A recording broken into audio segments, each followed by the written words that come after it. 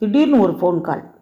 பிரியா அவங்க மனித உரிமையிலேருந்து பேசுகிறாங்க. அம்மா கார் வந்துக்கிட்டே இருக்குது, டக்குன்னு ஏறி வாங்கன்னு.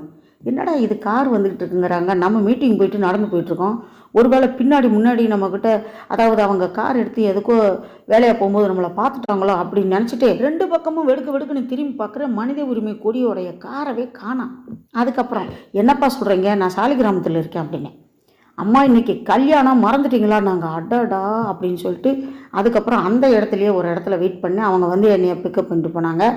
அங்கே போனால் கல்யாணம் எல்லாம் முடிஞ்சு எல்லோரும் கிளம்பிட்டாங்க. சாப்பாடெல்லாம் அந்த மிச்ச மீதியெல்லாம் எங்கே கொடுக்கணுமோ அங்கே கொடுக்கலாம் அப்படின்னு எல்லாம் ரெடி பண்ணி வண்டியில் ஏற்றிட்டு இருக்காங்க. பொண்ணு வீட்டுக்கார் மாப்பிள்ளை வீட்டுக்கார் மட்டும்தான் இருக்காங்க. ஆனால் ஒரு நல்ல விஷயம் நடந்துச்சு. என்னென்னா, இப்போது கூட்டத்தில் நம்ம வாழ்த்தும் போது நல்லா இருங்க அப்படின்னு தான் வாழ்த்துவோம். என் செப்பலை அவுத்து வச்சுருக்கேன், அவுத்து வச்சுட்டு தான் போய் நான் அந்த ஸ்லோகத்தை சொல்லி வாழ்த்தினேன். அதுதான் அப்படி இருக்குது. என்னென்னா,